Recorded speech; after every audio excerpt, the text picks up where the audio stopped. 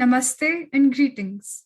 I, Mahima Kapoor, researcher and assistant editor at IMPRI, Impact and Policy Research Institute, Prabhav Evam Niti Anusandhan Sansthan, Nai Delhi, welcome you all to the IMPRI #Web Policy Talk.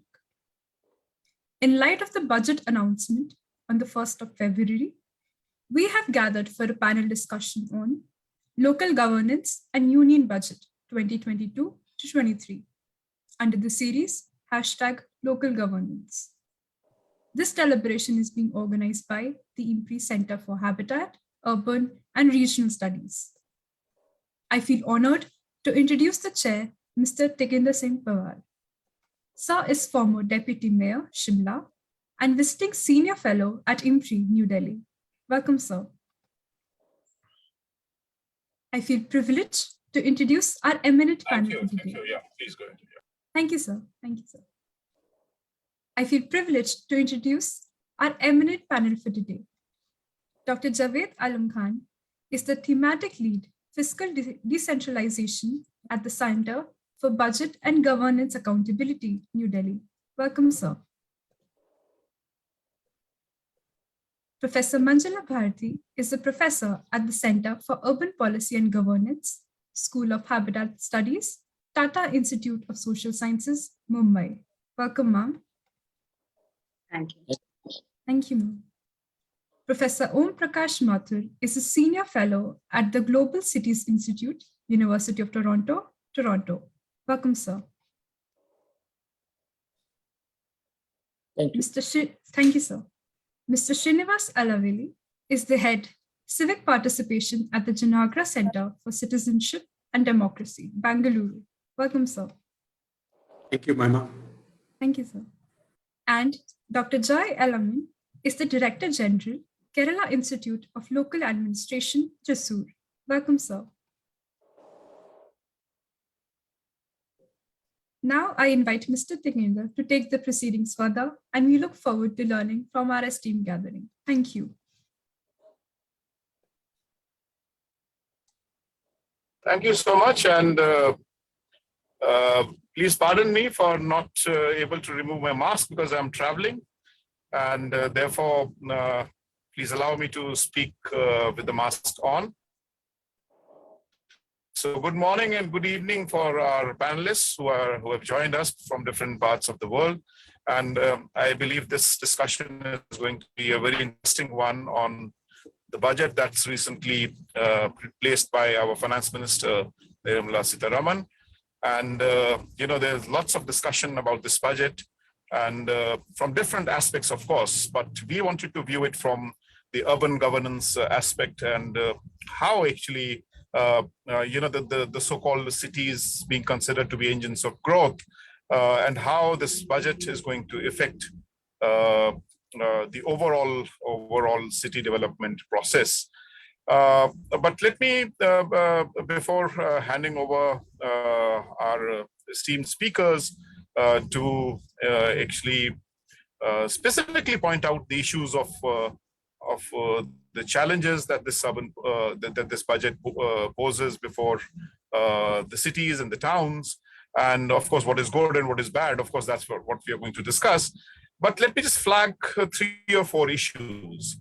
The first one happens to be about, and I'm glad that the finance minister mentioned about that we require a different paradigm of urbanization. I don't know what different paradigm for our finance minister or the current government means, but I'm actually a very basic fundamental point that the way in the processes which we are unfolding our urbanization is not sustainable. But then this also leads me to caution all of us, because we have seen some of the documents of the current government whereby some glimpse of what the alternative or what this new paradigm could be. And if that is the alternative paradigm, then I would say it would be disastrous. It would be far worse than what we are witnessing. Now, the 2 documents that I'm referring to, the first one happens to be the NUPF, that's the National Urban Policy Framework, which was prepared by the National Institute of Urban Affairs, Ministry of Housing and Urban Affairs,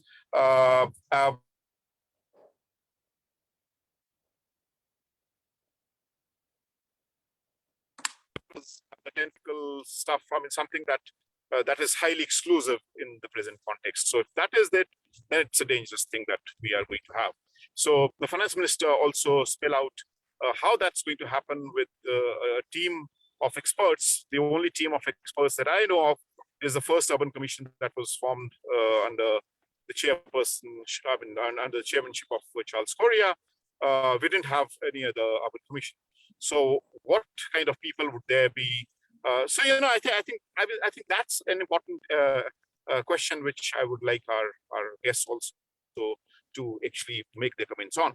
And the second is, of course, the Niti Aayog. I mean, what Niti Aayog has been suggesting, and it's horrendous the way the land use change is being allowed right from the Niti Aayog instead of going via various routes. For example, the Andaman Nicobar Islands and the Lakshadweep, where there's complete metamorphosis, complete change that is witnessed. So that's not going to be, and that's not the sustainable way, according to me. If that is what the government is actually trying to understand, that's the first. The second thing, actually, when the government accepts the fact that this is not a sustainable way, or we want another alternative paradigm, then what are the issues? And I think this budget has been a complete I mean, this government missed that opportunity. I mean, this budget missed an opportunity when the urban centers were screaming for employment, for jobs. And according to the World Bank and various other statistics, we have a figure that almost 200 million are unemployed in India. So what the least that this government could have announced in this budget was, and that you didn't require lots of budget for that, was the Urban Employment Guarantee Scheme. Why was it not rolled out? Despite there was a loud cry, and this loud cry was not coming from the working class associations or from the jobless. Of course, it was coming from their groups, but also from the CII. The industry is feeling the pinch because we have huge joblessness that is growing, and with this joblessness, actually, it is the demand constraint. The demand that is getting affected. So it's a kind of demand constraint economy that we are entering. So we have huge spike in inflation, but at the same time, we are also witnessing stagnation. So that's the second issue I think our panelists would like to speak upon. The third thing, let's talk about some of the flagship programs. Well, 3 years ago, not 3 years, but a few years ago, more than that, we were hearing a lot of buzz about the smart cities. Arjun, I checked the budget not once, twice, thrice. There's not a word on the smart cities. Why is it so? So the budget doesn't even speak about smart cities. You know, that were considered to be flagship programs, which were considered to be lighthouses. I mean, those lighthouses were further supposed to shed light on the rest of urban India. And as far as the urban development budget is also concerned, if you see, this was somewhere around 0.5% of GDP in the current year, and for the coming 2023, it's gone down to 0.47%. So you do not find really very, as the government is claiming to hike in urban development. So what is this government focusing on? I mean, this government is focusing on more of the 80 lakh houses that we are talking about. I would not comment on that because I would like the panel to suggest more, though we have only 50 houses that have completed under the PMAY urban in the previous years. So how do they view it? But of course, it speaks about massive capital investment. I think that's a catch because definitely it's a welcome move. But at the same time, if you see in the current budget, out of the budget on capital investment, in the revised estimates, you'll find 52,000 crores goes to settle the debt of Air India. So if we have to set the debt of Air India and that comes as capital expenditure, or if we have to buy a Rafale and that comes as a capital expenditure on defense, I do not think that is going to create more infrastructure, that is going to create more jobs for the urban. So overall, I think the problem persists. The government fails to understand, where it should have focused more. And it's more like the PPP models, the PPP models, not just in housing, but 20,000 buses. And I was calculating there are 5,000. Four buses for each town, and it's ridiculous. At the same time, these buses and this fleet would be run by a PPP model. Focus on metros, so the metros will actually. It's more. Something that we have been cribbing about. Something that we have been asking. For heaven's sake, please stop that. And that is the the focus on capital-intensive technologies. Unfortunately, I do not find a shift from that direction. With that opening remarks, and then of course once the discussion is there, we'll be open to questions. I think we are live on the Facebook, so our friends who have joined us here and also who have joined on the Facebook and put questions in the comment box, and then we can forward those questions to our panelists, to our guests. And I think, yeah. So over to you. I think have I taken lots of time, or is it okay? No, sir, it's okay. Great, thank you so much. So I think you're going to introduce the guests, and we can just go ahead. Yes, sir. Yes, sir. Thank you, sir, for setting the mood for the discussion that will follow. Without wasting any time, I would like to invite Professor Mathur to share his insights regarding the topic. Thank you. Thank you very much, Mahima.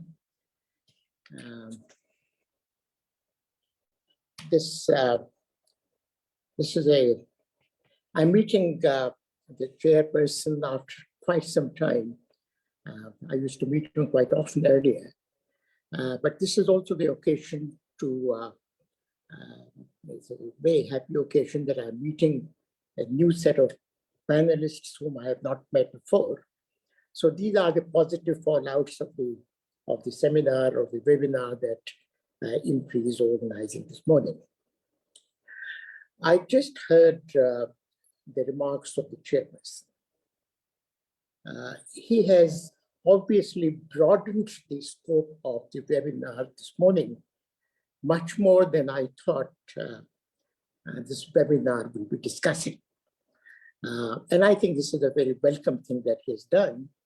And we should really not be bound by merely the title of the webinar, and really look at the urban sector and what really is happening to the urban sector in India over the past 3, 4, 5 years or so. But let me also not disappoint IMPRI. Let me first deal specifically with the budget, because that is what the title says, the budget for 2023. And what does the budget say about local government, not governance, but local governance? And rightly, I will focus on urban governance. Then we will broaden the debate, bring in other central government initiatives into the discussion. So there are only two instruments with the central government with which they can impact local government. One is the budget, the union budget itself. And the second channel or the second instrument the central government has is to impact local governments via the Finance Commission, which is a very important instrument in the hands of the central government to make impact on local government function. If you look at the budget, and I've gone through the figures very carefully, you will find that the amount or the allocation for the urban sector is more or less the same as it was last year. Roughly about 45,000 crore. Last year it was about 43,000 something. And to inflation adjust the amount, I do not think that there has been any increase in the budget allocation. That's point number one. But the second thing, which is new in the budget, and which the chairperson was making a mention of it, is a proposal to set up an expert committee to look into urbanization. The provocation being that by the year 2047, India will be 50% urban.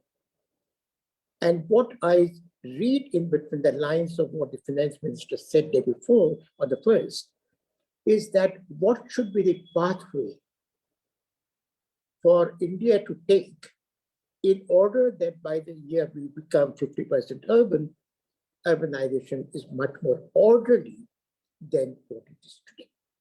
Now, that is the kind of language that the finance minister has used, that we need orderly urban development in the country. I'll come to that later. So this is one instrument, being the allocation. Allocations are the same, but there is important provision with respect to urban policy, pension, the finance minister's speech. The second instrument that the central government has, as I said, is through the Finance Commission. And the 15th Finance Commission, I'm sure that all the panelists would have seen the report, is in a sense very awe-inspiring. Never before have I seen a Finance Commission entering into areas that the 15th Finance Commission has entered, making life of local governments both difficult. But if you look at it, not from the point of view as to what the local governments will do, but in terms of what is intended to be done, that is stimulating local government finance to begin with, picking up at least 3 sectors which are pronounced local government, local public goods, such as water, wastewater, and solid waste, making them as national priorities, not the local public goods. The important language change that the 15th Finance Commission has brought in, that these are the national priorities. What are the national priorities? Water, solid waste, and liquid waste. These are 3. And the third thing that the Finance Commission has said, that we need to set up at least 8 new cities in the country. And the fourth thing that it is saying is that we need to look at, we need to sort of bring in action plans, annual action plans from local governments if they wish to take advantage of the granting aid which has been recommended by the Finance Commission. Now, this has been very brief, what the 2 instruments, and they have recommended roughly about 24,000 crore annually. So if you add 24,000 as recommended by the Finance Commission annually, and if you take into account the budget is provided, which is 45,000 crore, this is all that will flow to the local governments, quote unquote, by the central government in the year 2022-23.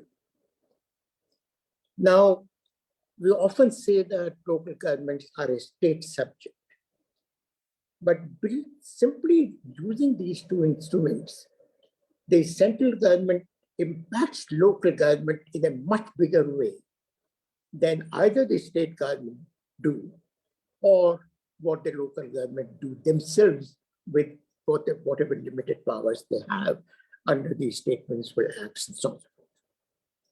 So this is the framework within which we need to really look at what the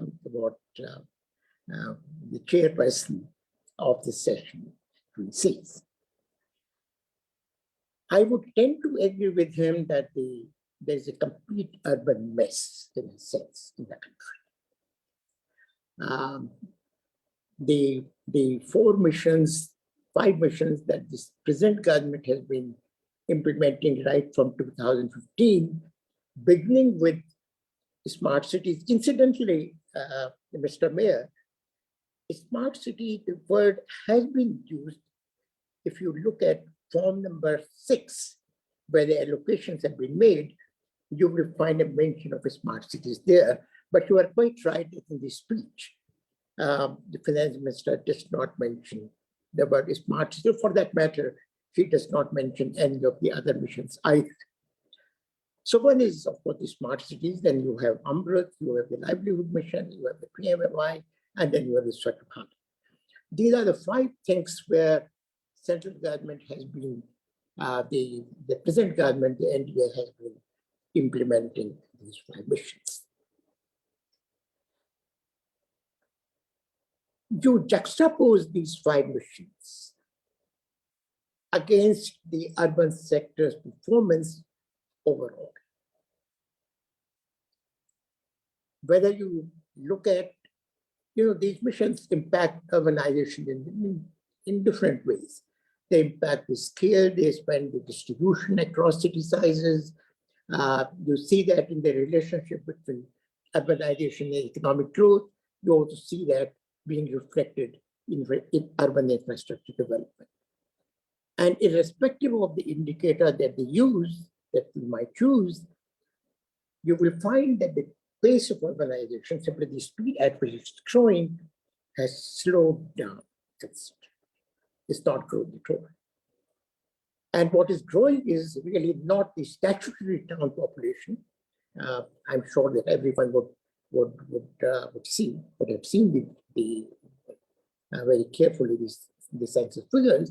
But what is growing in the name of the urban population is the census town, which really now contributes a very significant proportion. So the urbanization is really taking place outside municipal boundaries and not inside. Now you can say that, well, the cities have no place, the densities are low, but that is also not borne by the facts. Our densities have not risen or declined; they're more or less the same for the past 2 decades or so. Because that's what's happening. You will also find that there's a weakening of the relationship between urbanization and economic growth. Wherever we find figures of the urban shares of the GDP, the figures are really 2011-12, but we do find there's a weakening of the relationship. And what has declined really is the shares of manufacturing, real estate, and financial services, which are the 3 pronounced sectors, the urban sector. And you will find that the share of these in the GDP has declined over the period 2004-5 to 2011-12. So in some ways, what the chair said, that we are seeing these very ominous signs with respect to urbanization would seem to be correct. How we deal with them, he did bring in the National Commission on Urbanization in South Korea, and now it will be pitted against the new committee that will be set up. We don't know what the composition will be. I guess they will decide in due course of time, but whether that would be as powerful a commission as it was, which was led by Charles Korea and Mahesh Bose, and so on and so forth.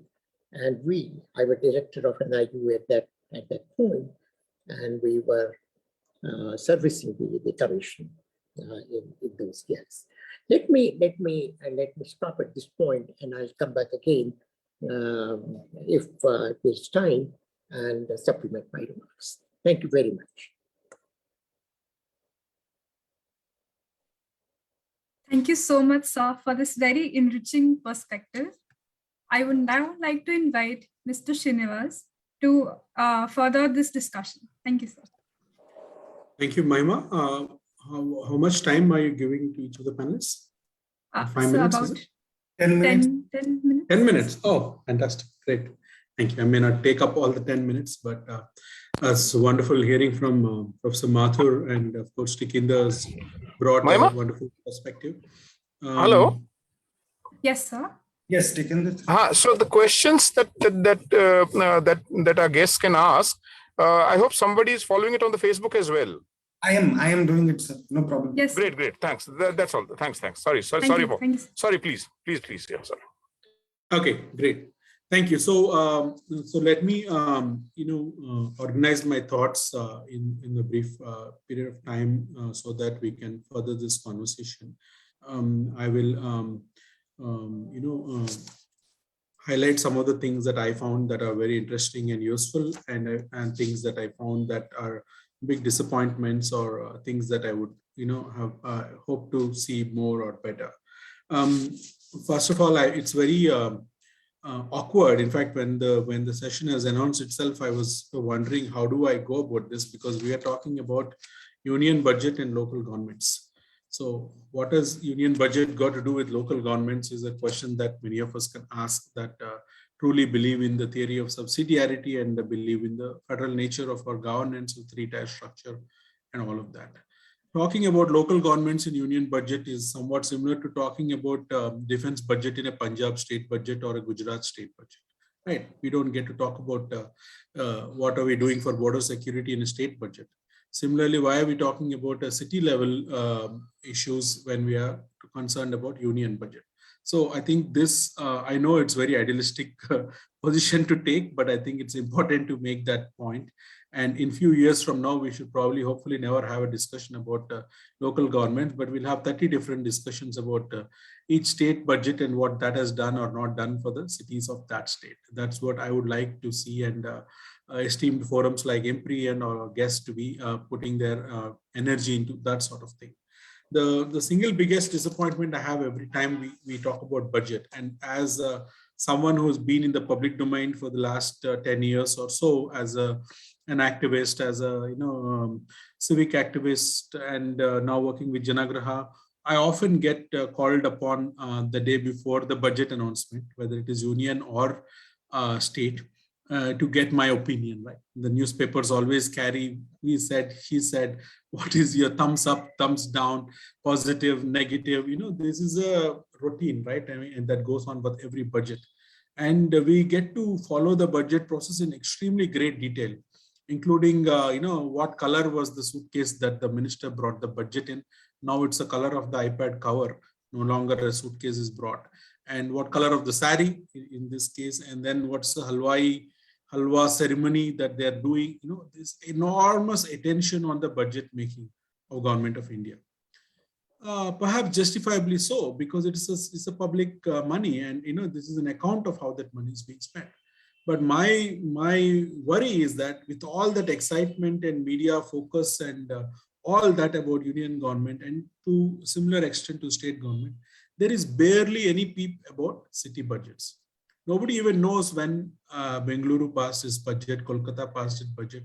Nobody even knows that in the next few months, the biggest cities of India, namely Chennai, Mumbai, Bengaluru, and Delhi, all of them are going for elections in the next few months. Everybody knows that Manipur is going for elections. Goa has a fierce political battle. UP, everybody knows. But when it comes to cities, we don't. And that translates into budget also. I think at the outset, I would like to say that I'd like to see more conversation and debate and intellectual, arguments around how city budgets are created, made, and whether they're delivering or not.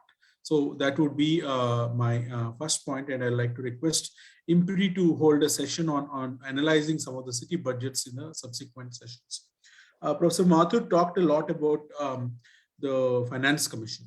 I'm a very big fan of Finance Commission. I think since 14th Finance Commission, they have done phenomenally well in terms of realizing the need of strengthening, empowering cities financially. What used to happen is that you would do the revolution at the state level, and you would expect the state level to devolve further to the cities and the villages and so on. But everybody has figured out that that's not happening, barring few exceptions like maybe Kerala and West Bengal and a couple of other states. This thing is not happening. So again, the biggest advocacy that is needed is strengthening of the Institute of State Finance Commissions. If the state finance commissions are strong and they are evolved and to become a mature organization institution like the Central Finance Commission, a formula can be developed. Each state deserves its own strategy to develop their cities. Each state has certain competitive advantages. They want to build their economy using the local resources, human resources, natural resources, and all of that is there. Today, we've recently seen the kind of clamoring that we saw from so many ministers of different states inviting Elon Musk to set up shop in their city and their state. It's on one hand, it's very interesting and entertaining to see that there were, the political leaders were going after a global giant to invite them here. But at the very same time, it's also a little saddening, disappointing that it looked like we are a fractured house trying to snatch away business from one house to another. Competition is good, but this kind of thing makes me believe that when you have investments and strategies around city development, this kind of thing automatically happens. Today, the investment destinations are based on availability of talent pool. The ecosystem of Bengaluru, where I live, for example, is so strong that if it tries to set up any sort of software business, there is no other place to look at because of the mature industry. So how do you build such mature industries in so many cities? And how do you go beyond mega cities? We cannot survive with having 5 or 10 mega cities. We need 1,000 cities. And we don't want mega cities because of all the other issues you already know about mega cities. Whatever mega cities we have are great, wonderful. Let's keep them and make them great. But going forward, we should be focused on building medium-sized cities and not super mega cities that we have today. So in that sense, the budget has some positive points. It does talk about reimagining cities, nurturing of mega cities, and facilitating of tier 2 and tier 3 cities. I thought that's a very positive, progressive statement that the union budget has made. Again, one may ask that what has union government got to do with it? But then in our constitution, in our system, we don't have a very clear separation of powers between different tiers of government. So therefore, it does make sense for the government of India also to think about what sort of industry need to be developed in which state and which city, and therefore, how do we nurture them? And the second point that I really liked about the union budget is about the commitment to support for planning. And this urban planning, they identified, I think all of us that work in the urban areas know very well that one of the weakest links of cities is to have a function called planning. Our cities are basically, they build on their own, they run on their own, they collapse on their own. Nothing major happens in terms of planning and changing the direction of it. I'm slightly exaggerating for the sake of effect, but I think you will all agree with me that there isn't much of a planned development happening. In fact, most of cities have grown without plan, and that's why we are where we are. Whereas the budget talks about support for better town planning, creation of capacity building for planning, town planning schemes, creation of academic connections. So there is a certain skill that is being built over a period of time. The smallest town of Odisha or Andhra Pradesh or West Bengal, they all deserve to have planners. Urban planning is a relatively nascent field in India, and a lot of young people are now studying urban planning. Those used to study architecture are now, many of them are interested in urban planning, sustainable development, and all of that. In a few years from now, we are going to have such a litany of practitioners that have practical experience. So it's important that at a central level or union level, we create such things. And I'm glad to see a comment made in the union budget towards that. The mobility, again, union government keeps reiterating sustainable mobility at every opportunity. It's a very welcome thing to do. I think I'm worried that it is more of words, because when you talk about public transport and sustainable mobility, all that translates to the union government mostly is metro. They keep building metro everywhere, even in small towns where it is absolutely a white elephant and maybe not even needed. And the experiences of metros in many cities already tell us that, you know, the cost benefit ratio doesn't work in certain places and all that. Whereas the low hanging fruit, the future of Indian cities is the bus. Bus is where the most of the people, cities of India, the population of India travels today. Whereas the bus gets absolutely no innovation, no recognition, no funding support, no, none of that. Right? If you take any particular city and look at the investment the city makes in the bus versus, say, a metro, you will be flabbergasted that why such amounts of money are being spent on something that carries so little number of people and comes at such a huge cost to the environment and to all of that. A case can be made that metro is useful over the long run, say 100 years, and we must build cities for the next 100 years. But in the short term and in the medium term, the investment in bus must be dramatically increased. What can union government do about it? This falls under the state government, in my opinion. So what union government can do is to do a challenge to the bus manufacturers of India. Like we have auto lobby, auto manufacturers, that India is now one of the world's biggest auto manufacturing industry. Why not become the biggest bus manufacturing industry? Why not create city buses that suit the needs of Indian cities. Indian cities are 1,000 years old, 2,000 years old. The lanes are narrow, the curves are different, and standard bus design doesn't work.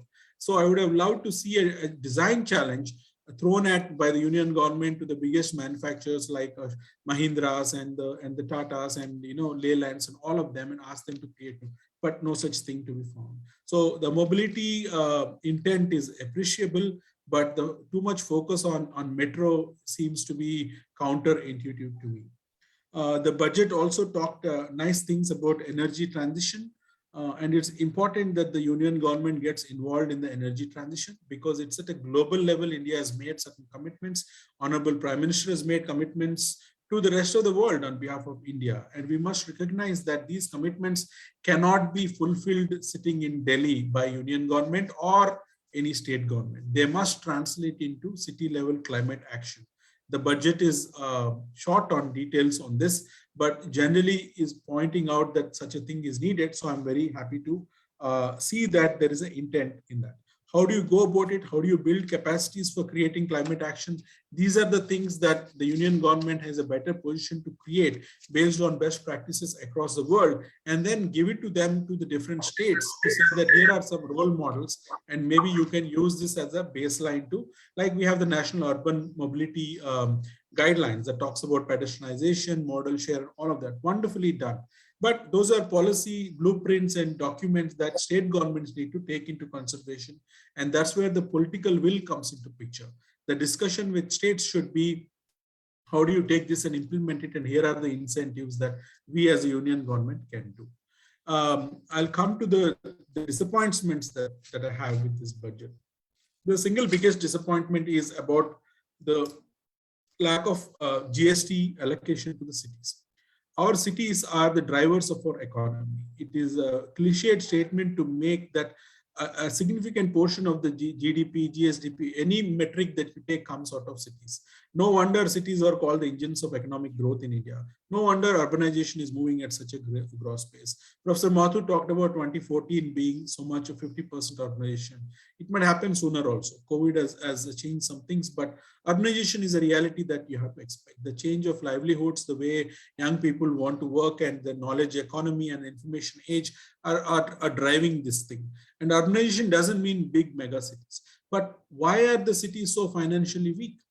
Why is it the cities of India have to look towards Delhi or look towards the state capital every time they want to do some infrastructure or fix their garbage management problem? Why are they not self-sufficient? In fact, all the money that the Honorable Finance Minister of India or the Finance Minister of State are deciding to spend on is originating from the cities.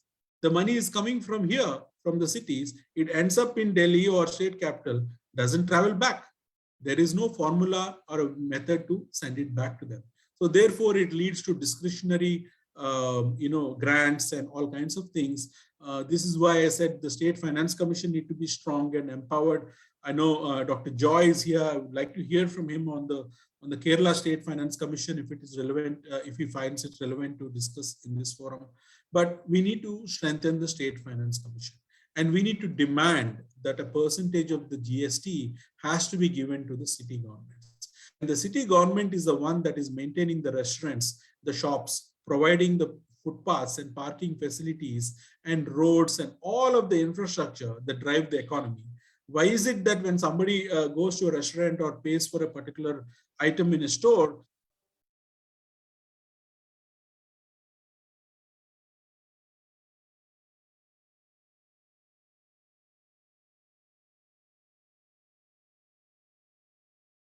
Some voice issue. Can you hear, sir? No, sir, I cannot. It's not, sir. We just lost your audio Srinivas, yeah.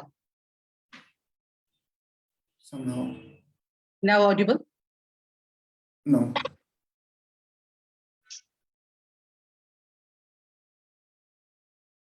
Would you try? No. Okay. So maybe if you can rejoin, till then we move to our next panelist, Mehma. Yes, sir. Till sir rejoins, can I please call Professor Manjula Bharathy for her insights? and perspectives on the topic. Thank you, ma'am. Thank you. Thank you, Mahima. Good afternoon, everyone. Thank you, IMPRI, for inviting this. Like, everyone was saying about, this whole question about, union budget and the local governance, it's little difficult to pitch on that. But then I would like to pitch on, the ways in which the understanding of the local governance is there, whether that has been reflected in its mandate and the commitment of the center in its budget. So whenever we speak about, to understand anything, to critically analyze anything, I feel the philosophical premise of the local governance, basically to broaden and to deepen the democracy. We speak about, the principles to craft a society that promotes and protects, dignity, equality, social justice, and all.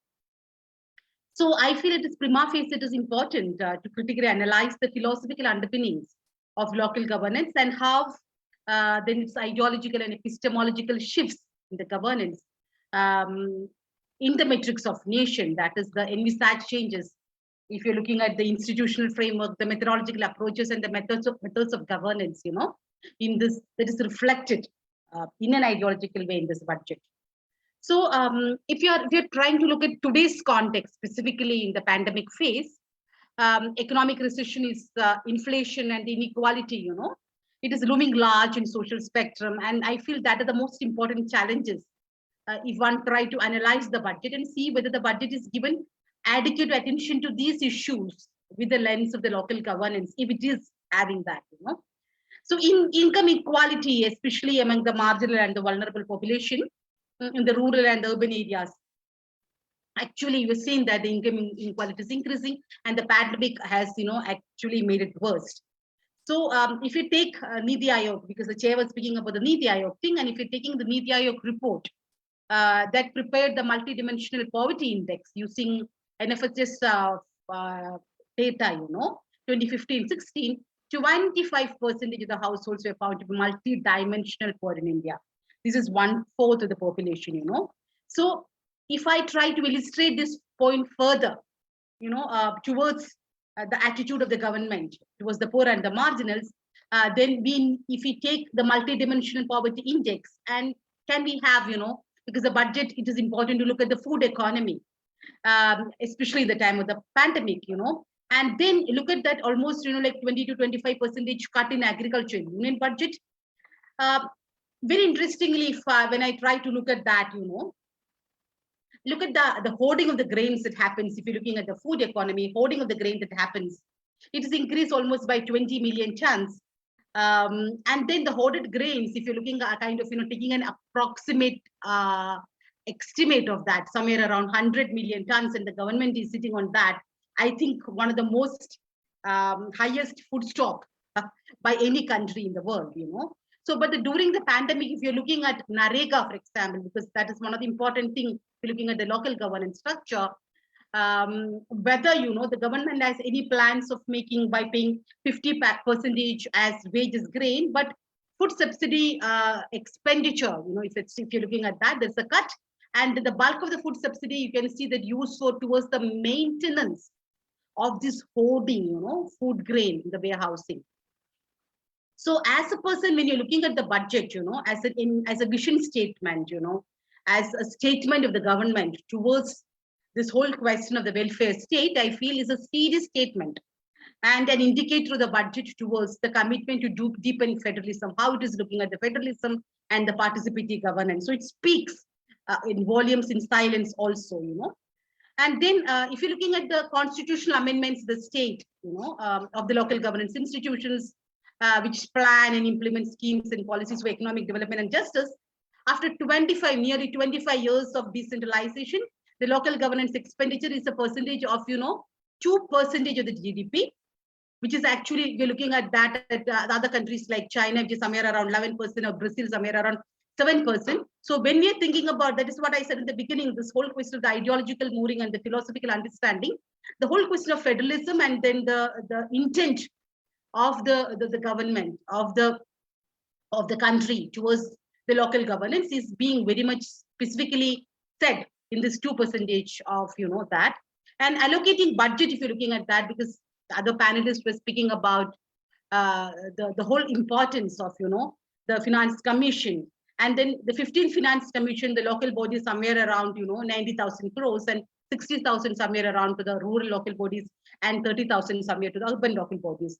But then if we somewhere kind of, go for looking for the local governance, decentralization is something very important, and decentralization we have deconcentration. Then we are looking for devolution and then privatization, So if you're looking for the political decentralization, we have actually made from the 2nd tier, the 2 tier, 3 tier, we know that. But if you're looking at the functional decentralization of the UMPs and whether that has been, out of the 18 functions, like, that earlier speaker was speaking about, and it is actually, if you're looking at the devolution index, which, like our institute, Tata Institute, was made in 2015-16, at the urban local bodies and then the local bodies, for instance, it is very, very kind of minimal ways in which the devolution index is working on. And urban local bodies, if you're saying that full authority out of the 18 functions, maybe, like 3 to 5. So today, budget, then speaks, because other speakers again speaks about a shift in the urbanization. And then when you're speaking about a paradigmatic shift in the urbanization, we also look at the urban scenario where the ward committees are important, then what is the status of the ward committees, even when we're speaking about the deepening of the democracy, because Joy is here, Dr. Joy Laman. So then even in a state like Kerala, which speaks about high degree of localization, and then the status of the urban ward committees in the urban scenario is not that promising. So then what we are speaking about, the paradigmatic shift, the urban governance, because it is important to understand the urban local bodies fully in planning, regulation, slum development, water supply and sanitation function. And equally important is to look at the state parastatals, such as, like urban development authorities, town planning authorities, slum development boards, urban water supply boards, drainage board, urban infrastructure development board. All this is important. And what is the attitude, of these parastatals, towards this whole question about ward committees and then the urban local governance. And especially that have undermined, I feel, the status of urban local bodies.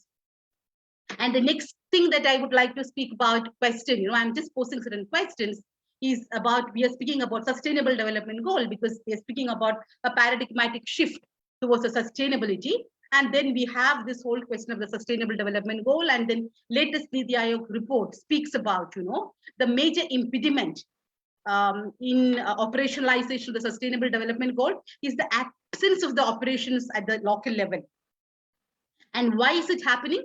I feel this is mainly because, of the functional, financial, and the functional challenges of the local self-governance institutions, So when we are speaking about it, whether they are capacitated at the functional level, at the financial level, at the functional level, and then many studies says that this is the other way around, especially so much important in the context of the pandemic.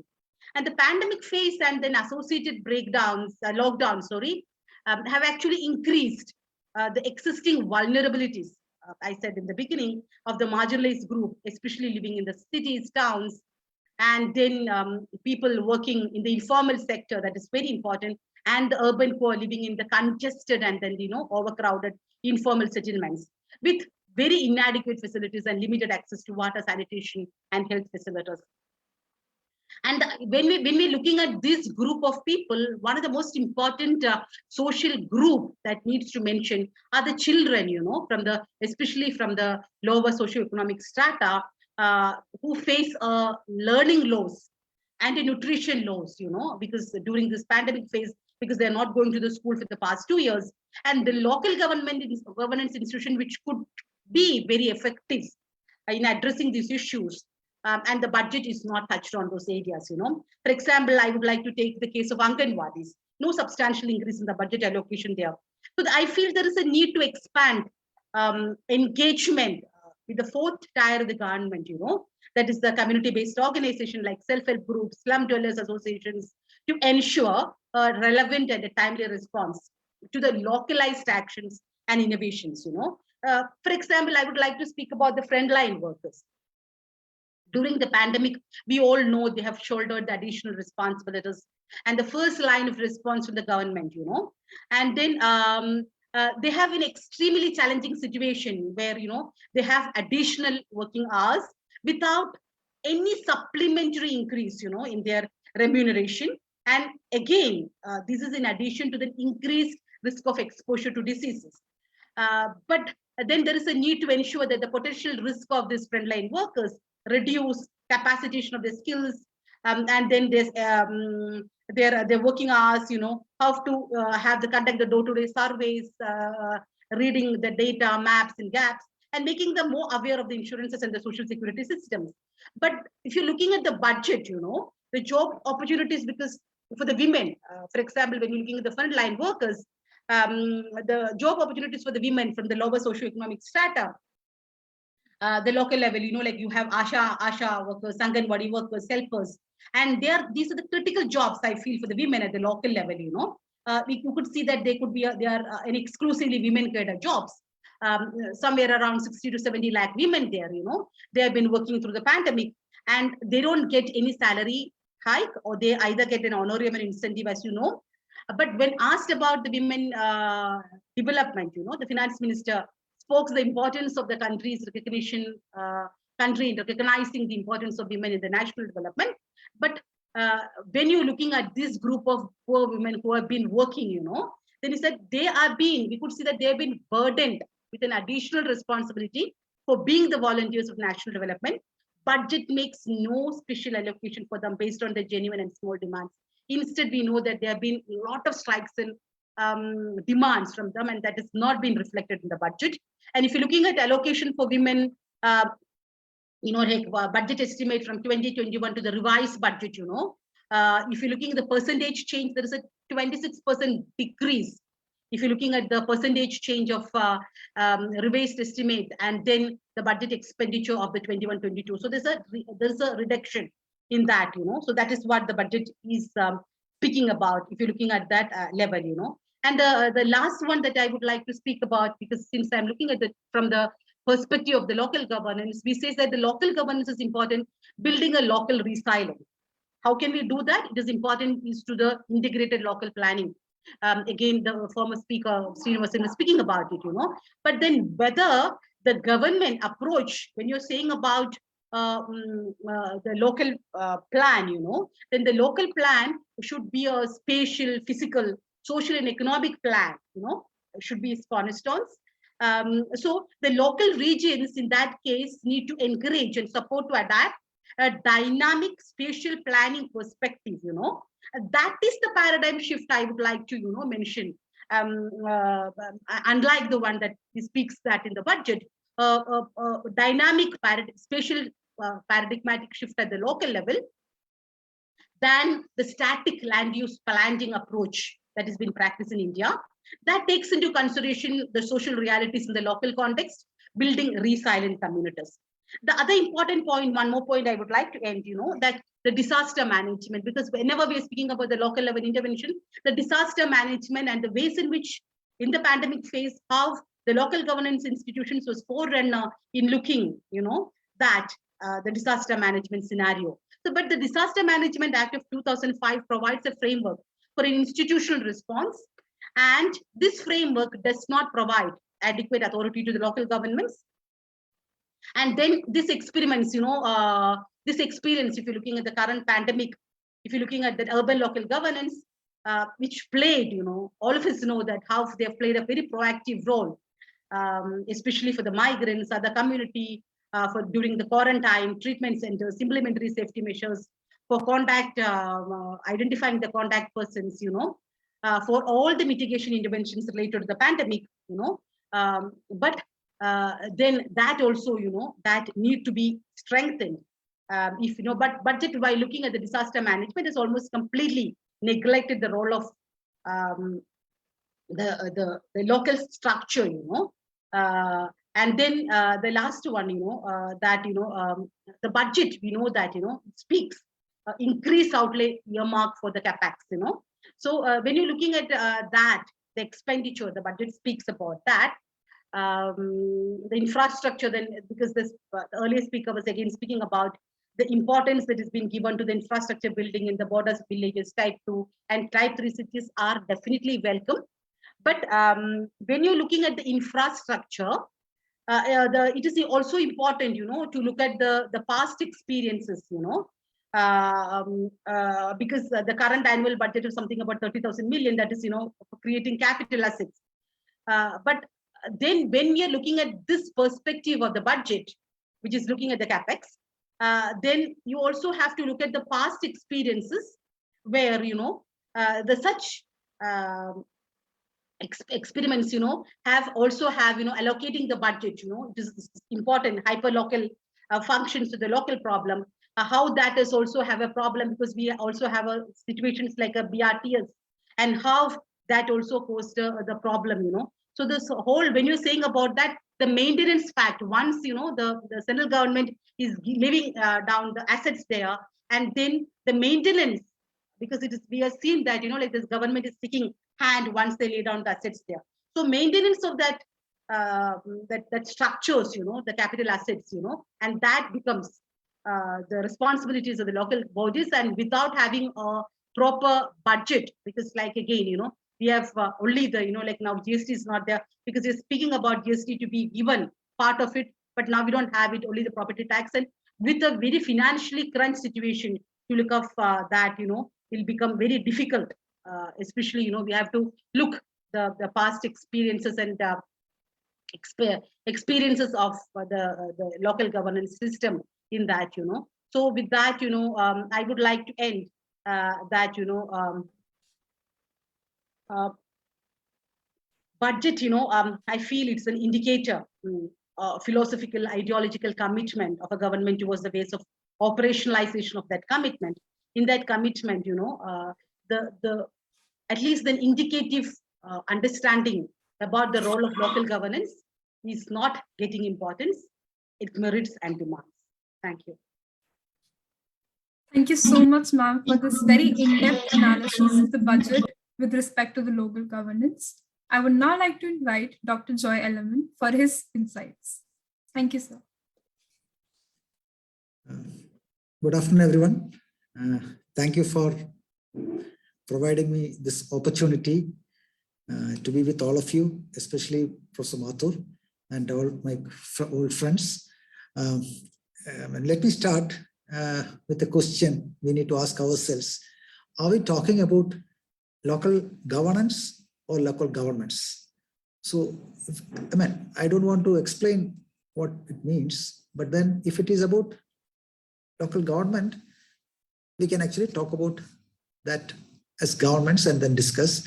But if we are talking about local governance, we need to talk about the entire budget itself, because everything has something to do with local governance to some extent. That's one. Second one, when we are talking about local government, but for me, I think both have to be discussed. That is like this thing. The second one is rural versus the urban, because when you're talking about local governments or local governance, both, we need to also discuss about rural and urban, because in the present scenario, there are linkages. So we cannot take urban local governance or local governments as islands, because these are all interconnected, and the post-COVID scenario, we have seen that. So we need to discuss like that. Third is that even if you take urban governance for that matter, I think you will all agree to me that we never talk about urban governance. We talk about urban development, we talk about urban affairs. The ministry's name itself is still, I think it is Ministry of Housing and Urban Affairs, but not urban governance. In fact, post 74th Amendment itself, one of the problems we have faced is that we never pushed for urban local governance or even local governments. Instead, we always talked about, all the budgets talked about urban development, and that is one of the issues I feel, because we never talk. So naturally, the urban local governments are lost in that, because we don't talk about urban. But that is not the real case with the post 73rd Amendment, where we still talk about panchayats, but we don't talk about this thing. The next issue is about, whenever we talk about urban, we tend to think about cities, whereas we have the cities and also the municipalities, and there are also the urbanizing rural local governments, the panchayats. So what are we talking about? That also have to consider, because the impact of this budget, the effects of this budget are on urbanization and urban governance, means we need to think about all these things. But then when we discuss this budget, I thought we should also start with our economic survey 21-22 and the approach they have been mentioning in the economic survey, for example. And we are talking about this budget when our country has not gone into the 13th five-year plan nor the 14th five-year plan, which is to come now, because we have, parted with the plan preparation process. So there are no plans, development plans. In fact, because earlier we used to have that kind of the waterfall framework where we had the fixed plans and other things. But then now, as the economic survey itself says, it's about the barbell strategy, where there are flexibilities, you can change and all kinds of things. It's all fair enough. But then they also talk about doing away with the rigid urban master plans. But when you come to the budget, that part is not mentioned. Even when we say it is good that we talked about urban master plans, we need to have a real strategy and an approach, a different approach on urban master plans. Because it's even when we all talk about spatial planning and other things, the plans are not just spatial alone. It has to deal with socio-economic and other aspects, which always are missed when we have the master plans of the old generation master plans. So, and also as the economic survey itself quotes, it's a rigid urban master plan. So we need to have an approach and even a methodology on a revised methodology on preparing urban master plans. But all said and done, even when the country and most of the states except Kerala have parted away with the planning, we actually talk about plans in local governments. That's a good way of looking at things. But then when I come to the budget, we also need to understand that this is a post-COVID scenario. This budget does not actually consider that in that way, even though the economic survey and the initial part of the budget all talk about vaccinations as one of the sub-chapters itself. But then you go through the budget, you don't find that importance given in that. Because what we are going to face is, say, of course, the pandemic might be over, might be, but then the endemics will come up, endemics will show up. And so we are into a different age altogether. And in that context, our expenditure or investment or inputs in health had to be of a higher level. And that is a lot of implications for the local governance and local governments. So that is also one of the, and in fact, that is a other question which I would ask is actually, there are all these critical sectors, especially in this context, because the fundamental issues. So it's not just about mentioning urban local governments or local governance in one bit of that. Many of the basic issues have impact on urban governance, local governance. For example, the overall approach I find is taken is something like this. The approach is that the budget is that the revenue expenditure is not that good kind of thing. So, and in fact, the assumption I understood is that, see, because people now have, the people's saving habits have gone up, especially if you look at the Jan Dhan Yojana report, accounts and other things, you find that around 39,000 crore rupees have, the savings have gone up. So there is a spending hesitancy. And since there is a spending hesitancy, we are not putting money to support the poor. That's the way. See, because if you look at the MGNRGS, for example, the National Rural Employment Guarantee Scheme, see, that was one of the, I would actually consider that was one of the major schemes which actually reduce the number of suicides and deaths, I would say. That is actually for the most of the poor, and even not only just the poor, because it's applicable to everyone. During these times of the pandemic, the employment guarantee scheme had a lot to do with the normal life being pursued or whatever it is. But then we need to actually start thinking whether the budget has addressed that issue. Instead of actually raising that amount, 25% has been reduced. See, that is in many other times, you would also say that the expenditure was less, so you can reduce it and other things, but that's not the case. See, 98,000 crores of rupees have been spent last year on MGNREGS or used in that year. Another 3,400 crores have not been paid. That's also still remaining. And that is the time when we are actually reducing by 25%, which I think cannot be accepted at all, because that is one of the major things which you need to understand. So that is one. The other issue is about the major areas, like major programs, the social security issues. See, because this is also going to be applicable. Say, for example, old age pension, for example, it should actually go up. Instead, it's coming down. I don't know how, whatever figures you take, how can it come down? See, from 1.21 lakhs to 0.99 lakhs. That is how can it go down? Because of the aging population, actually it should be going up. It is going down.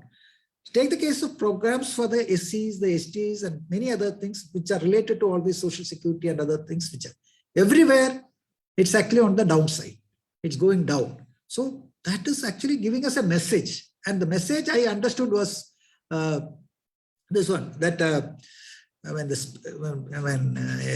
revenue expenditure is so bad, is a bad thing. We need to actually, because if you put in money for all these sectors, then the development will be, because the spending habit will not be there, and all kinds of things, the argument which is there. But anyway, when I mentioned about the National Rural Employment Guarantee Scheme and the positive impact of the Rural Employment Guarantee Scheme during this time of the pandemic, I actually expected an urban employment guarantee scheme. Actually, I would have expected an urban employment guarantee scheme like the one Kerala has called the Ayangali Urban Employment Guarantee Scheme. So urban employment, the urban employment guarantee scheme, I would have expected that. And not only the urban employment guarantee scheme, with all the issues we are facing in the economy, what is our strategy for employment of the educated? So that also needs to be understood, because especially the urban areas, all of us would agree that there was an influx of people for jobs to the urban areas, and with the lockdowns and with the pandemic, the kind of change happened in that sector. We need to understand, and then what is this project providing for us for the employment of the educated? That's the thing. And as I mentioned, we also need to think about the poverty, because we have the Oxfam Inequality Report, and then the Nidhi Aayog's Multidimensional Poverty Index, which are all applicable to the urban areas. And you also have the new poor, the post-COVID, the new poor, which have come in also, which are not considered earlier. And this budget should have addressed that also. Especially, we need to also think about the extreme poor, which is also extremely poor people also we need to understand in this one. Of course, as others have mentioned, the GST, the loss through GST, especially the main loss for the urban local governments is the loss through the GST. And there is no compensation. Forget about the states. States also don't get the compensation that way, but we have to actually push for that compensation for the local governments also, urban local governments and other local governments also. And in this new era, we are also talking about climate change, where climate change has to be addressed at the global level, the national level, but it has to be addressed at the local level also. And where a local action plan on climate change under the leadership of the local governments, especially the urban local governments, is a need.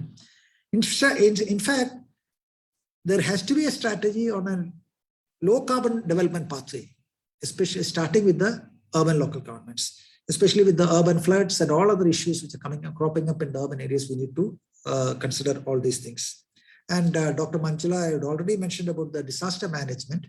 Here again, the framework is about a top-down command and control framework, but the interventions happen at the local level. And we need to actually start thinking about disaster management plans by the local governments, the urban local governments especially. I mean, in Kerala, we have tried to do that. So we need to. So this is about the budget in general. But then as Mathur sir has mentioned, we also need to consider the Finance Commission, the 15th Finance Commission. See, we have these two categories coming up. One is the category 1. It's a million plus cities, where it is 100% it is performance linked. What do you mean by this performance linked? Are these local governments what kind of doing projects or companies or kind of thing where you perform and then try to get the money? And also not only performance, it's a challenge fund. You are competing, which means to compete that you need to have consultants of a higher levels, so-called higher levels.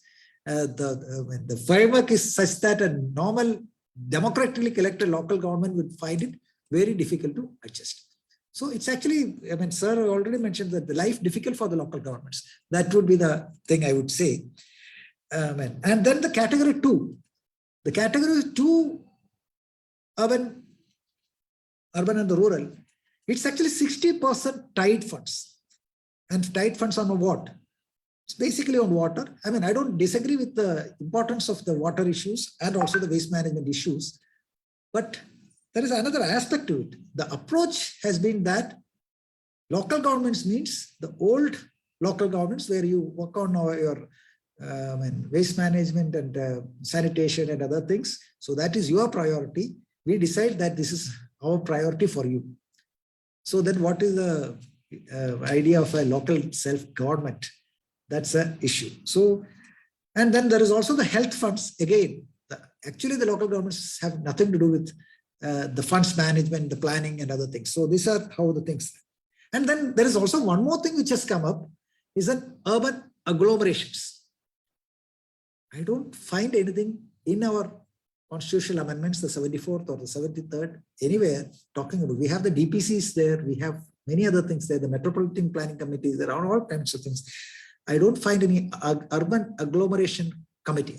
Urban agglomeration, we need to have that approach, definitely. That's why when I started saying also that there is a linkage between the rural and the urban and all. But then you are coming with a new sort of an institution, bypassing the parliament, bypassing the constitution. You come up with a new entity called an urban agglomeration where, this has not been worked out in detail on how it really functions. And again, the life becomes difficult for not only the urban local government, also the agglomerating panchayats also, how to deal with this kind of thing. So the legitimacy of that intervention itself and bypassing the states also. So that's again the thing. So here again, the first point which we discussed in the initial part of this today's program itself is about the role of the state governments. On the one side, we say that the local governance is part of the state list. But then, where do we stand now? And here, I would actually try to quote from EPW, where Kerala's Chief Minister had written an year back. The states and the local governments are equal partners with the center in the structure of cooperative federalism. So there's a third tier of governments. See, we are actually forgetting that. That's why when I started talking, we never mentioned about, we don't mention about local governance and governments. We only mention about urban development or urban affairs. But we need to actually, so the states, the local governments and the center need to work together if you are talking about cooperative federalism. And there cannot be an asymmetric relation, which will actually result in fiscally disempowering the ties of the local governments and the governments closer to the people. And many of these development initiatives which are coming up as part of the urban development are all, in a way, disempowering the governance part of a local government, urban local government. So that also we need to understand. I conclude here. I can add when time is allowed. Thank you. Thank you so much, sir, for this very thought-provoking analysis. I would now like to invite Dr. Javed for his perspectives on the topic. So, okay, good afternoon. Thank you so much. And, I will start from where Dr. Jayalaman, ends.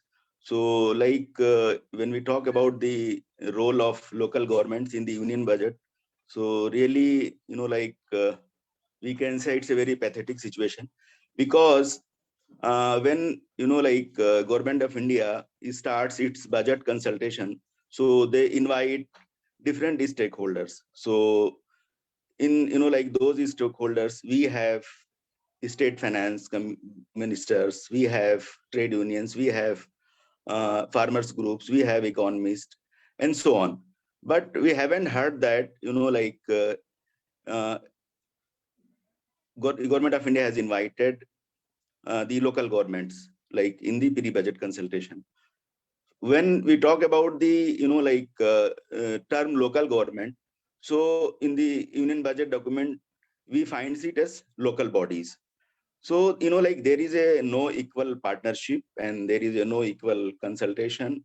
And also I would say that after dismantling the planning commission and merger of the plan non-plan category of fund, I think we have lost the touch of the local government with the union government.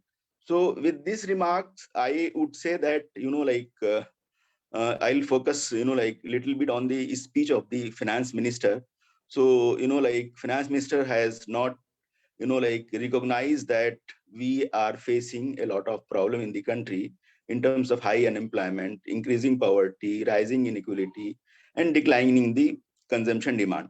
In many of the issues, local governments are very much related, and they have been working on it.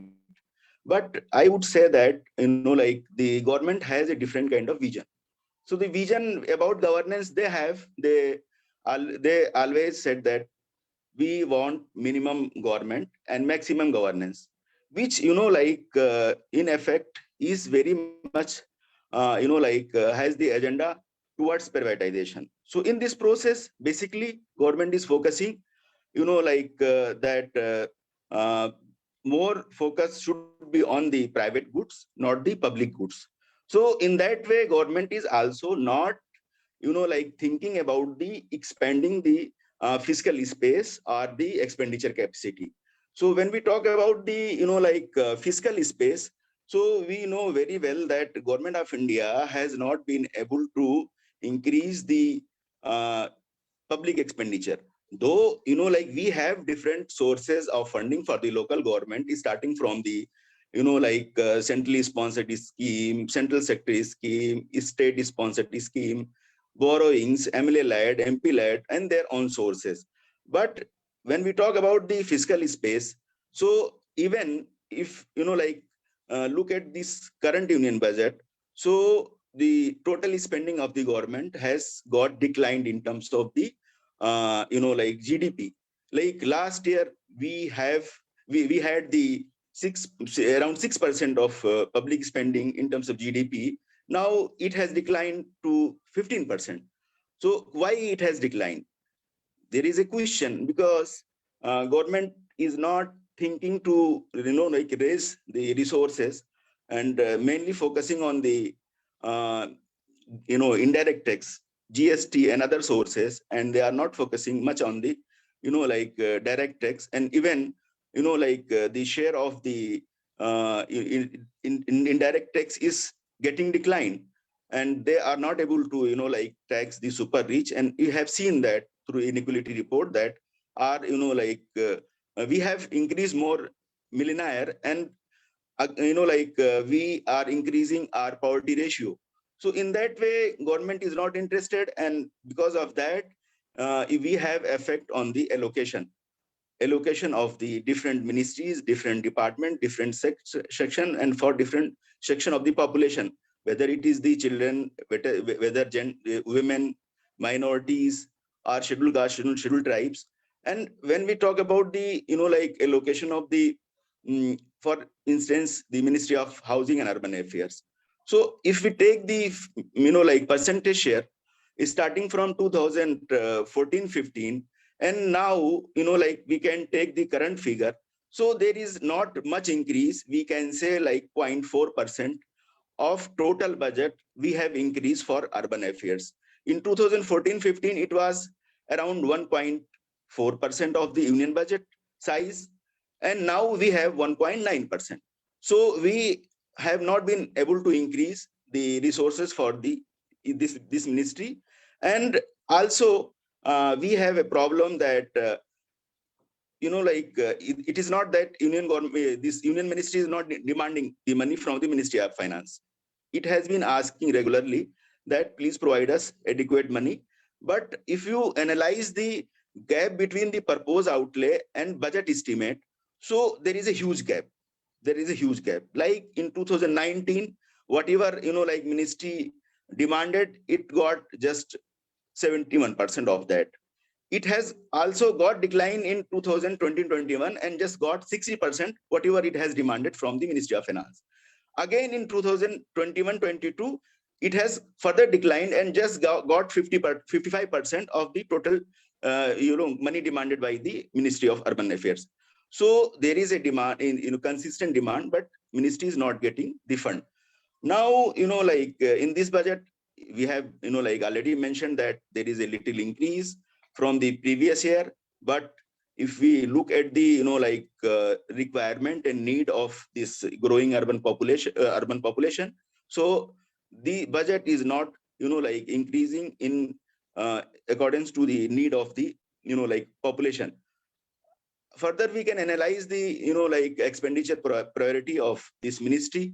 So, we can say SBM is there, but Government of India has announced that they are going to cover Jal Jeevan Mission, but document is not reflecting any amount of allocation. Like more focus has been given on Amrut and smart cities. So out of the total allocation, 18% has been given to the Amrut and smart cities. And also we have metro and other, projects. 36% of the total ministry budget is going to metro. So they are focusing on more on infrastructure, but when we talk about the basic amenities, so the focus is very less. So I have mentioned SBM and JJM. And when we talk about the, Rozgar and employment, so NLM is there, but already it has been mentioned that there is no employment guarantee scheme, and just 1% of the total budget of the ministry is going to the NLM. So, there is a mismatch and there is a gap in terms of, expenditure priority as well. And we know that many commissions and many, committees have recommended that this much, public investment is required for, the Ministry of Urban Affairs, which is still we are not able to fulfill. When we talk about the actual utilization of the ministry, so there has been a problem recently, but now it is improving. So again, there are major infrastructure projects, so they take much time. Because of that, it is, not able to utilize the money. Further, if we talk about the, Ministry of Panchayati Raj, since we are, we have, equal partner in this process, the Panchayati Raj Institutions. So Ministry of Panchayati Raj is there. Initially, in 2013-14, it used to be have the fund of 7,000 to 8,000 crore. But now it has just, 900 crore budget. And, we don't have any, effective scheme. We have just Rashtriya Gram Swaraj Abhiyan, though it was promised that in 2018 that ministry is going to spend around 7,000 to 8,000 crore under this scheme. RGSA, but we can see in this budget, just 500 to 600 crore have been allocated in under this scheme. So there is a very less focus in terms of, we can say, to the rural areas, and Ministry of Panchayati Raj is just functioning, but without any program, without any, like budget. And, it is almost, we can say, like totally non-functional. The one thing which has to be, given to the local governments, which is the grants from the 15th Finance Commission. So again, we can see like whatever, last year was allocated in the budget 2020, 21-22. So 44,000 was allocated for the rural local bodies, means Panchayati Raj institutions. Again, in the RE, it has, reduction to 42,000, and there is no much increase in, in this budget. It is just 46,000 crore for Panchayati Raj institutions, for ULBs, and you can say like it was 22 crore in 2021-22. In RE, it got reduced to the 14,000 crore. And again, in this B budget estimate of 2022-23, it has around 22,000 crore, which is same as the B. So even whatever, constitutional grants supposed to be given to the transferred to be the local governments, it is not happening. So this is also a big challenge. Now, if we, recommend that what should be done. So I would say that first thing is that government should realize the need of the entire country, and, also recognize the situation happening in the country. For that, there is a need to increase the overall fiscal space. Without, increasing the fiscal space, we will not able to, have the adequate allocation for any community, any sectors. Like Joy has mentioned, we are giving a very small amount to the old age pensioners, even to the students in terms of a scholarship. So even in nutrition program, everywhere. And even we have, the frontline workers, we are giving, peanuts in terms of their wages and remuneration. So there is a need for increasing the overall fiscal space. And for that, government should, try to have a, progressive kind of taxation. We, poor are suffering, but, rich are getting richer. So there is a need, to focus on the tax policy. And for local governments, I would again reiterate that under the cooperative federalism, particularly in terms of sharing the resources, LGs should be the equal partner. Also, the allocation of Ministry of Housing and Urban Affairs and MOPR should be increased as per the need. And whatever, CSS, centrally sponsored scheme, and CS they are running, they should have adequate space and autonomy for in terms of planning and implementation for the local governments. Otherwise, it is useless.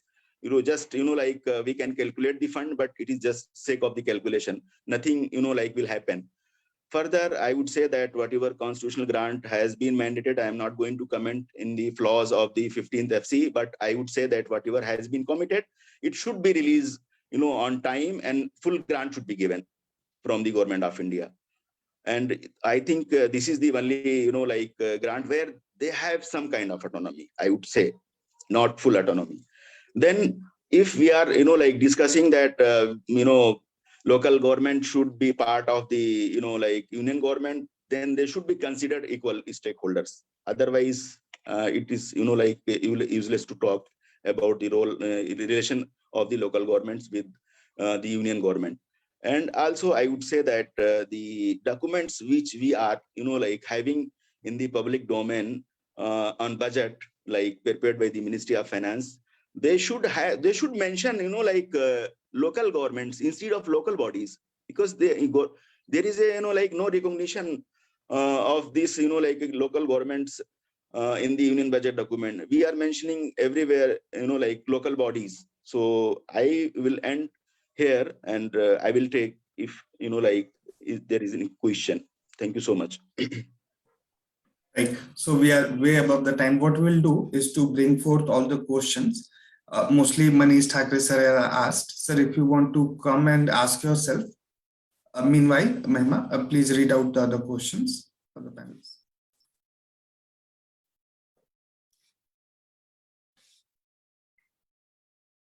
Yes, so there is a question by Manish Thakre, sir. Should I read that out? Recently, the essay has asked state and city governments to take enumeration of children in street situations. And we all know childcare institutions are in urban areas. There is a demand and supply gap. Want panel for their reflection. Okay, and any chat box? Just Yes. So no further questions. okay. So let us go in the same order, and please also take this as a way forward round and incorporate whatever you can in like 2-3 minutes. So shall we start with Professor Mathur? And sir, please also unmute yourself. Yeah. Sir, please unmute yourself.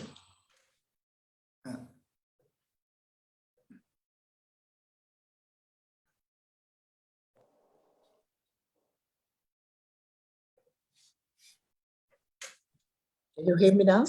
It's working. Yes. I'm saying that it's a very large agenda that we have covered over the past 1.5 hours or so.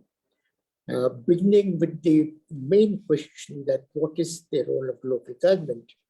What is the role of the central government in local government governance? I think this is a very major question that we have raised. What is the role? Should they be playing that role? Or should we go according to what the Constitution says, that the local government is a state subject, and therefore the state should be responsible for what they do.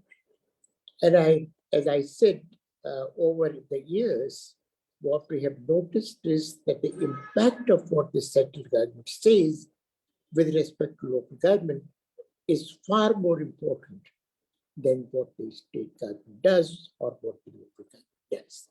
So this change has come despite the fact that we have the 74th Constitutional Amendment, but despite that, this change has come over the past several years. One.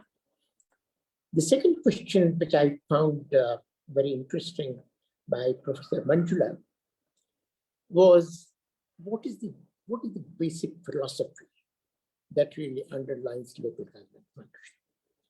Does it really represent what the state government wants something to be done? Or does it really represent the intent, the political philosophy and the intent of what the central government wants the country to move in that direction and local government to follow that kind of line? There's a second question that I found very interesting. And in relation to that was, of course, the role of decentralization. To what extent have we really decentralized to local government, whether it is the issue of functions, the 18 functions, or whether it is the issue of the fiscal space, whether fiscal space is really expanded over the years, or whether it has declined.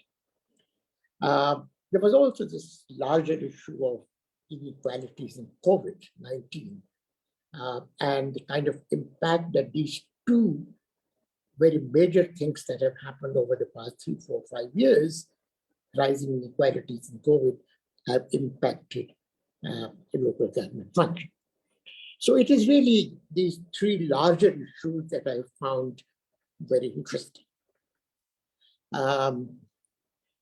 Having been associated with the 74th Constitutional Amendment, not just with that, but the predecessor of the 74th Constitutional Amendment was the 65th Amendment, which got lost in Rajya Sabha by 2 votes.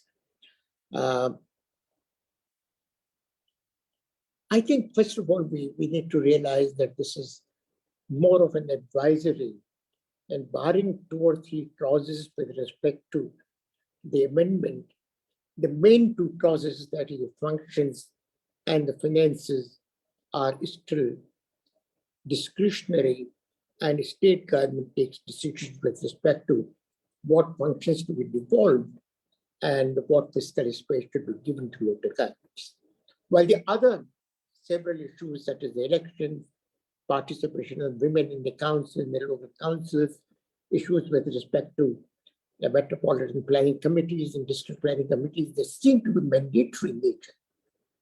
But the two things that would have really made difference to the local governments are really the 74th, the Schedule 12 and the fiscal space, where, as I said, powers is to rest with the state government. Now, it's very difficult to get into the prescriptive part, that what is it that the central government needs to do, and nor is it really a question that we should be dealing with in a lighter vein. I think it's a very major question and to be examined very closely. But if we really look at the whole urban policy, and I think Niti Aayog has been invoked a number of times in the discussion, in the year 2018 and 19, the Niti Aayog set up an informal group. I happen to be a member of that one, to suggest what should be done in order that the urban areas contribute to the objective of a 5 trillion economy. What is it that we need to do in order to enable cities and towns to really deliver a $5 trillion target that the central government was laying itself as for one. The second mandate of the committee was that by the year 2047, India should really become a developed country. And this is what I think the finance minister also had in mind when she invoked that by the year 2047, India would be 50% urban, and lay the pathway for India to really do this kind of an orderly development. The kind of responses that we have seen so far coming in, whether it is smart cities or whether it is UMPRI or whether it is other two programs, as the three program, housing, livelihood, and these are still project-based activities. They have a very limited life, a 5-year life or 7-year life. When the smart cities in UMPRI came into being in 2015, not as a part of the budget, but as part of the executive decision. Now, there's hardly any way in which we can link these 5 missions to what the larger macroeconomic goals are, which are, as I said, India becoming a developed country, and that if we go by the definition of the World Bank, I think the cutoff between the developed and developing country is about 21 or 22,000 US dollars per capita. So we just don't see the link between that. As I think was mentioned by, I forget, the fiscal space of local government being 2% of the GDP. It's not 2%, it's less than that, 2%, for at least for the past 5-6 years. And I think it's going down with the 3 taxes entering into the GST, local taxes entering into the GST basket. We're seeing even shrinking of the fiscal space, particularly the own source revenue are increasing, is shrinking. What is increasing, however, is the central government share of what has happened. Can you see me? Yeah. We can see, yes. Yeah. So what has really happened is, while the central government share is increasing in local government finance, local government's own share is declining. And if this is any indication of how we are going to deal with local governments in the future, I don't think I need to be explicit about it. We all can visualize what the future of the local government would be. The irony here is that if you have seen the chapter titles in the report of the Central Finance Commission, both the 2020-21 report, which was a 1-year report, and if you see the 5-yearly report, The chapter is titled Empowering Local Government. But all the actions and all the proposals and the framework of the proposals that has come into being, and they are not apologetic about it. They are saying that we're putting in a new fiscal architecture. We are putting in a new intergovernmental fiscal framework, wherein local governments would be given these resources provided ABC are done. And the flexibility of local government in the use of the financial finance commission grant is limited. First of all, it is given only to non-metropolitan cities, one, and secondly, the amount which is really theirs in this, it's untied money, is just about 40% of the grant, 40 or 60. I think I'm not remembering that 40% is tied and 60% is untied, or the other way. So this is the only fiscal instrument that they have, and they're playing a much bigger role now in their finances than ever. And we don't know what is the new fiscal architecture, which has got this one component is this one, and the second component being redesignating local public goods as national level priorities. Now, this trend has been going on. I do not know if you have been following how the centrally sponsored schemes have been framed and what the new rules have come in with respect to Team India 2022. There's a working note of the Niti Aayog on under this title, Team India, as well as the way in which the centrally sponsored schemes have been reformulated. All of them point to shrinking fiscal and functional space of local governments. This is the new fiscal architecture. And if this is the new fiscal architecture, we can all visualize, we can begin to think in terms of where we are heading. When it comes to urbanization, and that is what the chairperson of the deputy mayor started with,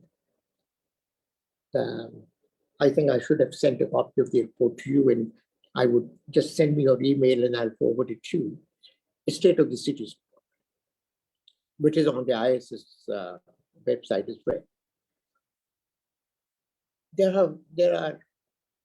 It's passing through a very difficult stage. It's passing through a very difficult stage. With the government once again, without any apology, saying that we are urbanizing rapidly and that we are producing, urban areas are producing 70% of the GDP. This is what one of the statements came from, perhaps the highest executive of the government of India. Now, if indeed that were true, our cities would be the most productive in the world. Producing 70, 32 or 33 or 35, you pick up any percentage. If they produce 70% of India's GDP, they're among the most productive cities of the world. Nowhere else would you find this kind of relation. But they have no apology about it. Those figures are wrong. They don't publish the figures now. The latest figure is 2011-12. The 2017-18, which should have come as a matter of routine, was held up because they were giving results they were uncomfortable with. And therefore, we keep on working on unrealistic assumptions. In many ways, they are wrong assumptions, but that is what they seem to be working on. I think reference was made to urban policy document of the ministry, the 10 sutras or the 10 principles. I don't know what to make out of it, honestly. This is not the occasion to really be discussing what to make out of it. But let me not go on. I mean, we can go on for days and days. So one thing with your experience, I just thought to ask you that do you think that the figures for urbanization rate at 2047 would be 50%? Because I think that's a conservative estimate because China is already 2/3. And the way it's moving, even our numbers, do you think the number for 50% urbanization rate at India? what the finance minister has done is to use the UN projections. And UN projections do indicate about now we have done only projections up to 2036. That is by the technical committee. I'm sure all the panelists would have seen the technical committee report, which came in 2019, end of 2019. But I don't think it is a conservative thing. I don't think, as I very briefly mentioned, if you take simply the 2001-11, our statutory town population is not growing. It's hardly barely growing. And therefore, and not therefore, and much of the increase, a good part of the increase, let me bring in one more figure, and after that I will not talk about figures. If you simply see the breakup of the 90 million people increase that took place in India's urban population between 2001 2011, the share was 40% of that was natural increase, which is really not urbanization, it's simply urban population increase. 22% was from rural to urban migration. And the balance really came out of the census tracts, which is really redesignating rural areas which had acquired urban characteristics. And the rural to urban migration, which is considered to be the most transformatory component of urbanization, is staying at this level for the past 4 census decades. It is varying between 20 and 22% share for the past 4. So our migration is not going down, which is another fallacy in the statement which are made, often made by the government. People are just coming into the city. They are not coming into the city. So our urbanization, which should have been transformatory nature, where the rural to urban component is the most transformative one, is more or less standstill. So the economic rationale for migration has not been adequately recognized by the government, that this is what we should. And therefore you see the migrant coming, going back, migrants coming, going back, the state done. There's a regionalism within the migration pattern. They should migrate within the same state, but not across the state. Just like capital mobility is important for growth, so is the labor mobility, and so are the other factors of production. Let me stop here. Thank you so much, Dr. Rajendra. Thank you, sir. In future, we will sure learn more from you on all these very insightful topics, and I'll invite everyone. Thank you. Dr. Javed, over to you. Your concluding. Thank you so much. Most of the things have been covered by Professor Mathur. So I have nothing, say too much. But here, just I will repeat whatever I, mentioned in my presentation.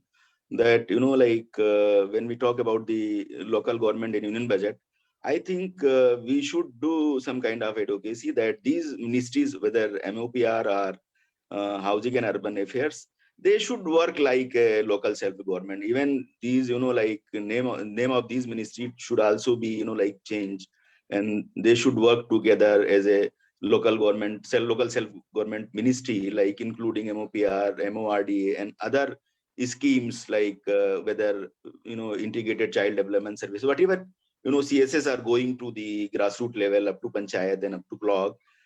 They should be part of that, and also there should be some kind of bifurcation, like we have the housing scheme for urban and rural, again the education schemes like Samagra Shiksha Abhiyan or any other schemes related to social sector. They should be bifurcated and named as rural and urban, so that we can get to know about their allocation, their priority. And there is a need of a lot of transparency in the budgets of these tiers, and also Government of India should also connect with the local governments, maybe through planning or any other way. In Niti Aayog should come in, and these local governments should be included in the process of the budgeting. We don't have planning after dismantling this planning commission, but there should be something should be devised and formulated so that we can connect the local governments. Now there is a complete, disconnection between the center and local government. So we should do something like that. So I'll end here and thank you so much. Thank you, sir. Manjula, ma'am. Thank you. So it was very interesting to hear Professor Mathur. We have actually read him a lot and feeling good to hear him live. The coming, like these questions that has been asked to end it, when we're looking at local governance, this whole principle of decentralization, and then the decentralization affected through deconcentration, deregulation, devolution, and privatization. And then in all these spaces, we are looking at the importance of power, devolution of power as one of the important things to make the local governance workable, efficient, and then, working towards a just society with social justice, So when we are looking at this question of power, it is equally important, that embedded in this power, web of power relations, I feel, consumed, because when we are thinking about the local governance, it is very important to bring in the marginal section, vulnerable section, the peripheral section into the discourse of governance. And then the power becomes important there and embedded in the web of power relations.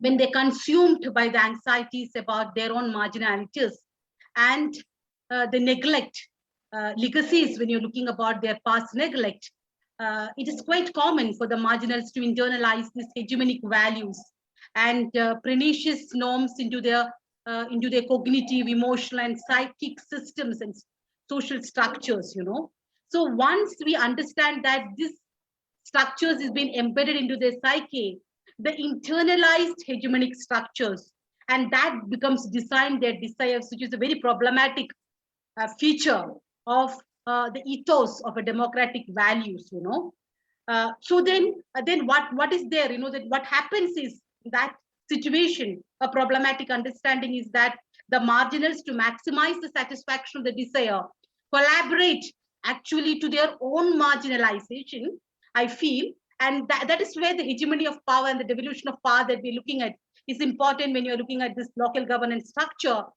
How can that, the counter hegemonic desires, which could even be fashioned, designed by the hegemonic power. So my whole question and the desire and the hope is that whether the local governance institutions, local governance will be able to make a break or fissures into this hegemonic structures of power, will able to make a dent into the hegemonic structures of power and make, systems moving towards democratic ideals, norms, and values through this lens of local governance, like Amartya Sen was speaking about, there are ideas, ideologues, and then institutions and practices. So the important thing when we are trying to understand, how the ideas or the ideologues are different from the practices when they have been institutionalized through the institutions. So whether there has been any kind. So here, the inclusive democracy, the participative democracy, just democracy are the ideologies for the local governance, where we have the local governance institutions. But when we, practice, use that, and use the 73rd and 74th Amendment through the institutional structures of local governance, when we try to change, institutionalize, implement those ideas into the practices, whether they speak with each other, what are the divergent positions, why they're being divergent, why they're not able to talk with each other, this whole question.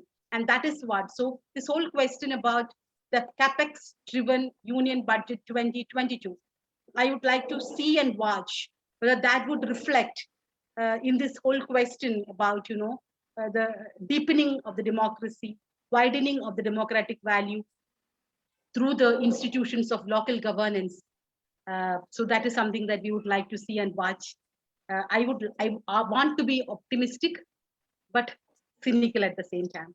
Thank you so much. Thank you. Joy, sir.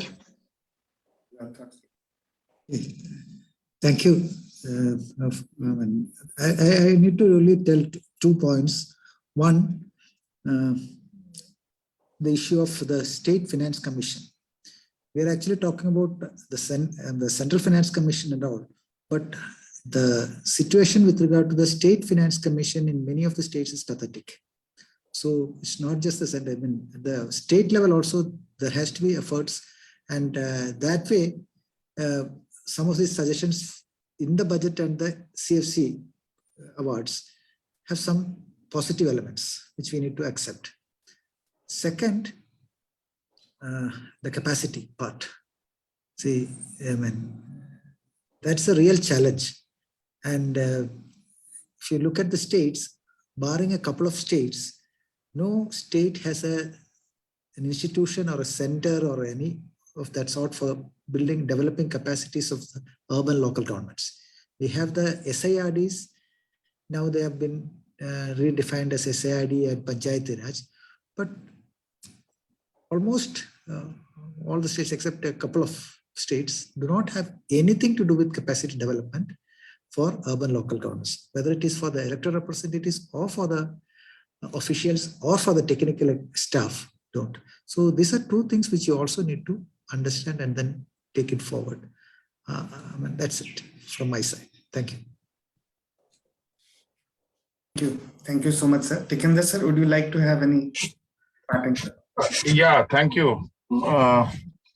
Thank you, Arjun. And it was really lovely hearing all our panelists, especially Professor Manjula, Professor Mathur, Joy Saab, Professor Javed, and of course, everyone from there. But the point is actually after this union budget, and actually this is what has rightly been pointed out by our panelists, that there's a huge demand that is in the urban sector. So we have actually focused on the supply side from the union government. But Arjun, I think it is also time that why is not there a demand from within, from below? Take, for example, from the local bodies. Take, for example, from the elected local governments. This is something I have been repeatedly pointing out, the role of the All India Council of Mayors. I mean, it's a completely defunct, redundant organization which comprises the elected mayors. Actually, they are the ones who should have actually raised this issue most vehemently. But if you go to their office, I mean, they're not even paying salaries to their watchmen. Forget about, I mean, bringing out some documents, I mean, which should have been very pivotal. The point is actually, and Professor Manjula is actually, I agree with her when she was speaking about the hierarchy in the urban structures, and that is, I think, the new class. I mean, I don't know which new class that is going to be in the urban centers, but actually the slogans that were coined by Lefebvre, like "Right to the City," that sort of movement is something which is direly required from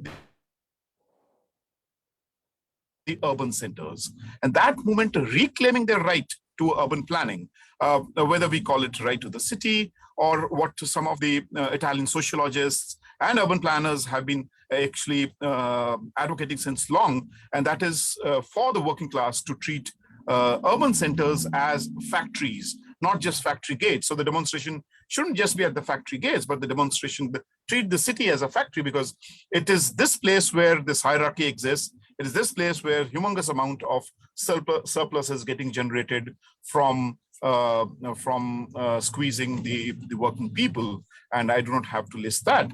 And actually the budget, I think, is to be seen through this slide. So probably what we as social groups, as different civil society groups are actually advocating right now has to be broadened further, and it is this space where new forces I believe are going to emerge. For example, the kind of gig economy that is coming up. You just recently witnessed a big strike in urban company. You know, the platform-based economy that I'm talking about, and it's just at the platform-based economy counter, you cannot contest. This contestation has to be a little wider, and that contestation has to be at a larger scale, at a city scale. So once that intervention starts happening, I think this legitimate right of the urban and of reclaiming the right of the urban, not just according to demands, economic demands, but and the wider, larger questions that we have discussed in this panel will probably account for more focus. At the present mode, it's quite top-bottom model. And these models, that's why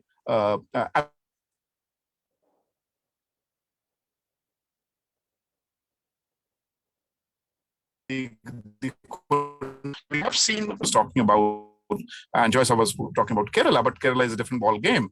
And I think I have mentioned it somewhere. It was also there in West Bengal when Ashok Mitra brought out this whole formula of decentralized election format for the urban, for the rural bodies.